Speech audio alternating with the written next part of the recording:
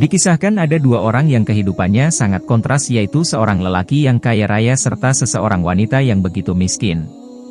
Kehidupan keduanya juga dipenuhi dengan kesibukan yang berbeda. Dalam kehidupan lelaki kaya itu, ia senantiasa sibuk dengan dunia. Sementara si wanita sibuk dengan ibadah sampai melupakan masalah dunia. Si lelaki karena kesungguhannya hidup dalam kemapanan, ia tak menikmati sendiri hasil yang didapatnya karena keluarganya juga merasa tercukupi oleh nikmat yang Allah berikan melalui tangan sang suami. Demikianlah ia selalu bekerja untuk memenuhi keperluan hidup anak serta keluarganya.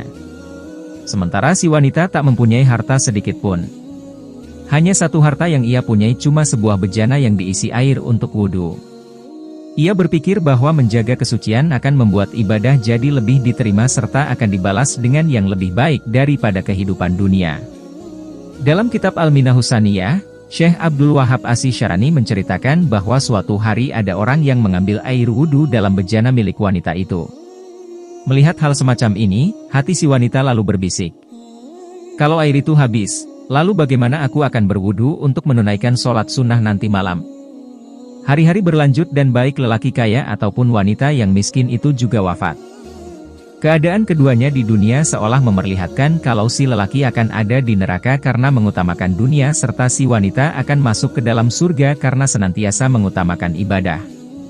Ternyata lelaki kaya itu justru mendapatkan kesenangan surga serta si wanita yang tak miliki apa-apa malah harus merasakan siksaan di neraka. Kenapa hal semacam ini dapat terjadi? Ternyata lelaki yang sibuk dengan masalah dunia itu mempunyai sifat zuhud akan gemerlapnya dunia. Dalam kekayaannya, ia tak lalu larut dalam kemewahan dan melakukan suatu hal yang dilarang oleh Allah. Ia hanya berupaya memenuhi keperluan hidup dengan jalan yang Allah ridho tanpa melupakan kewajibannya sebagai seorang muslim. Sementara si wanita sudah dijerumuskan pada rasa cinta akan dunia.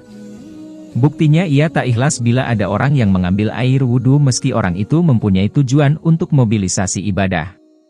Karena ketakikhlasan inilah yang menunjukkan bahwa kesederhanaan yang ia lakukan karena dipaksa oleh kondisi serta bukan karena lepas bakal kecintaan pada dunia.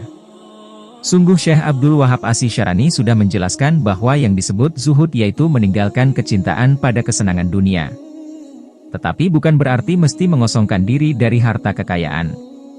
Harta kekayaan yang diraih niatkanlah hanya untuk memenuhi keperluan hidup serta agar lebih dapat maksimal dalam melaksanakan ibadah tanpa ada sedikit pun merasa takut kehilangan harta itu. Sebuah nasihat bijak dari ulama sufi pantas kita pikirkan.